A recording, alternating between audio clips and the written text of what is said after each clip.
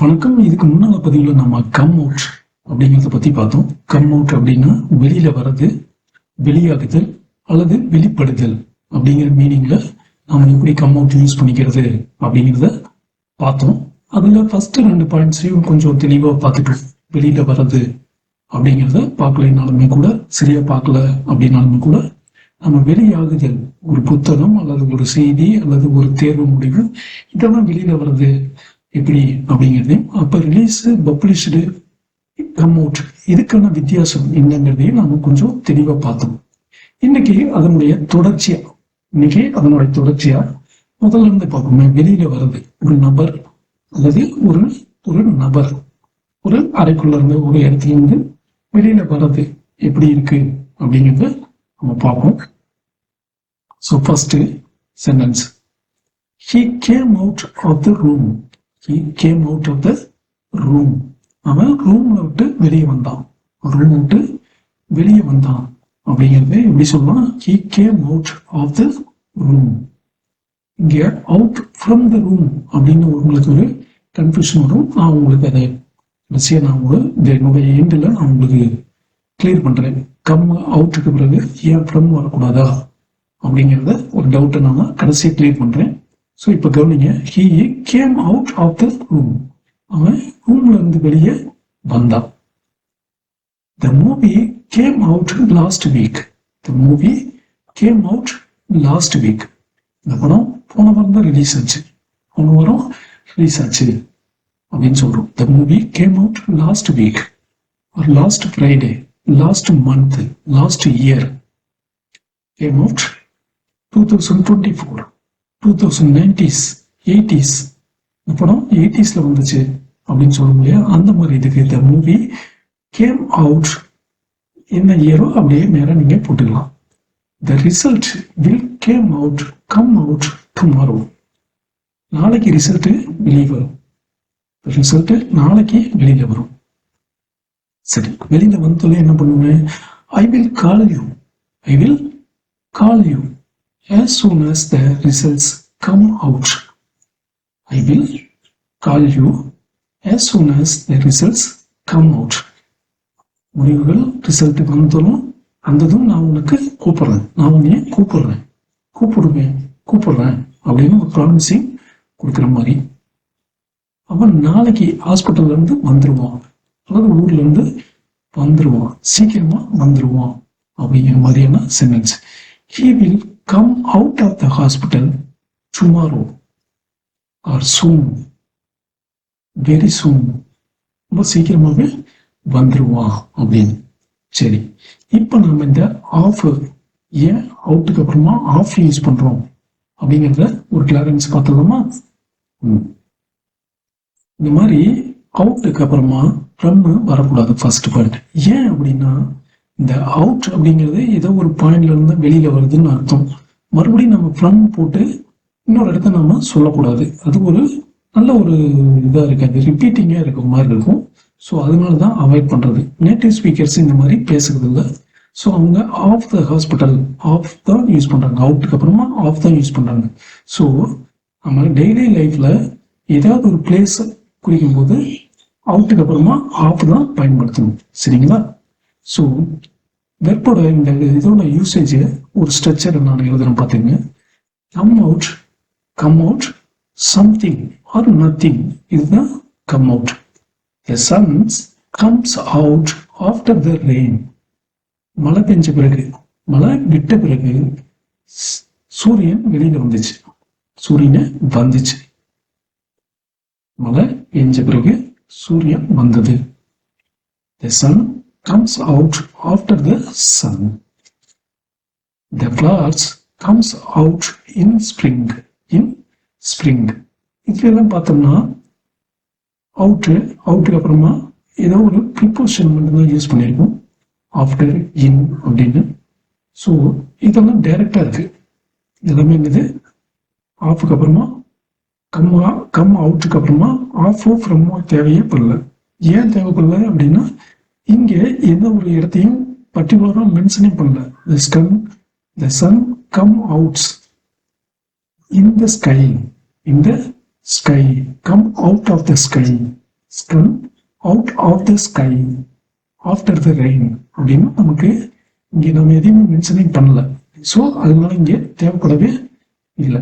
So come out of அப்புறமா ஒரு place name தான் வரணும். சரிங்களா? ஒரு பிளேஸ் நேம் வரணும்.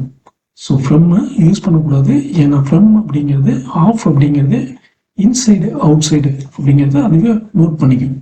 Of out off out off in out off inside the room out off inside or outside. Off அப்படிங்கிறதுக்கு இன்னொரு மீனிங் என்னன்னு பார்த்தோம்னா ஆஃப் அப்படிங்கிறதுக்கு காக ஆக அப்படிங்கிற ஒரு மீனிங் இருக்குன்னு டைரக்டா எடுத்தோம்னா, ஆனால் அது குறிப்பிடக்கூடிய உள்ள அர்த்தம் என்னன்னா இன்சைடு ஆர் அவுட் சைடு, உள்ள ஆர் வெளியே அப்படிங்கிற மீனிங் தான் குறிக்குது. ஸோ அதுக்குனால ஆஃபுக்கு அப்புறமா நம்ம என்ன யூஸ் பண்ணக்கூடாது, ஃப்ரம் யூஸ் பண்ணக்கூடாது. He came out of the room, அவன் அறையிலிருந்து வெளியில வந்தான். நம்ம முன்னே பார்த்தது. She will come out of the hospital soon. The cat come out of the box. இது நம்ம நார்மலா சொல்லக்கூடியது. பூனை வெளியில வந்துருச்சு அப்படின்னு, அதாவது ஏதாவது ரகசியமா இருக்கிறது வெளியில வந்துருச்சு அப்படிங்கும் போது நம்ம சொல்லுவோம் இல்லையா, பூனைக்குட்டி வெளியில வந்துருச்சு அப்படின்னு நம்ம ஸ்போக்கன்ல சொல்லுவோம் இல்லையா, அந்த மாதிரியான ஒரு மரபத்தோட தான் இது. The cat come out of the box. So இப்ப come out, so come out from the room அப்படின்னு சொல்லாமன்னா எஸ் சொல்லக்கூடாது. ஏன்னா அது ஒரு ரிப்பீட்டேஷன். ஃப்ரம் அப்படிங்கிறது ஒரு ரிப்பீட்டேஷன். ஸோ நம்ம ஒரு பிளேஸையும் ஒரு பிளேஸ் நேம்ஸை குறிக்கும் போது கம் அவுட் அவுட்டுக்கு அப்புறமா ஆஃப் தான் பயன்படுத்தணும். கம் அவுட் ஒரு ஜென்ரல் கான்செப்ட் அல்லது ட்ரூத் அப்படின்னா நம்ம கம் அவுட் மட்டும் யூஸ் பண்ணிக்கலாம். கம் அவுட் மட்டும் யூஸ் பண்ணிக்கலாம். நம்ம மேலே பார்த்த உதாரணத்தில் சொன்ன மாதிரி the flowers come out in spring. Come out in spring. In spring. He will come out soon. The sun comes out after the rain. Comes out after the rain. So நம்ம ஏதாவது natural truth, natural universal truth, நம்ம general concept சொல்லணும்னு இருந்துச்சுன்னா just come out மட்டும் use பண்ணிக்கலாம். சரி, இப்போ அடுத்த ஒரு சென்டென்ஸுக்கு போகலாம். The new book will come out next month. The new book will come out next month.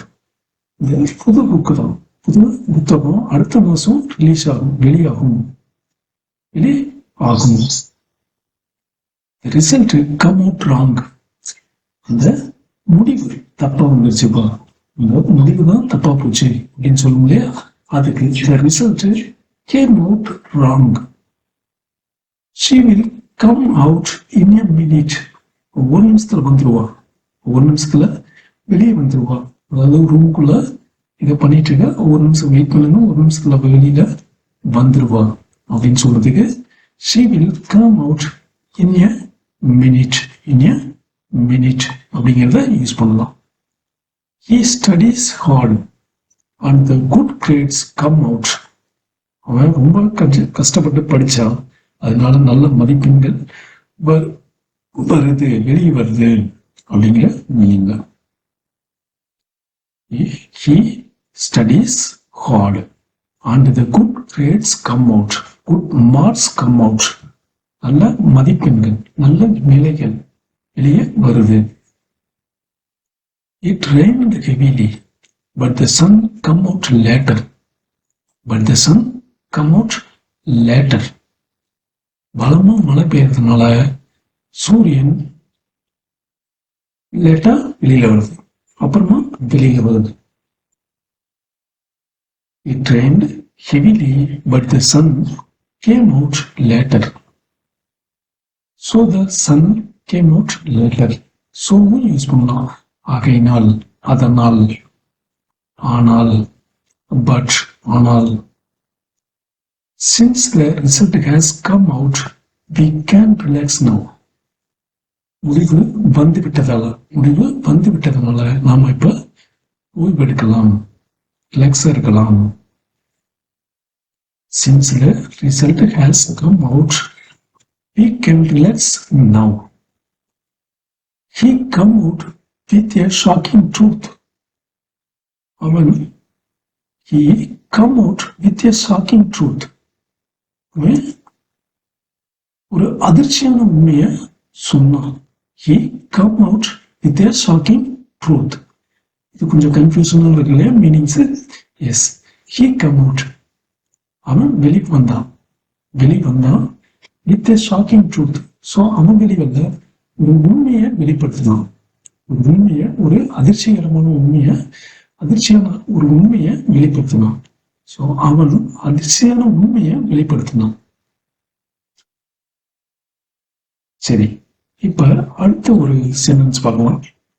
The information come out so they cancel the meeting.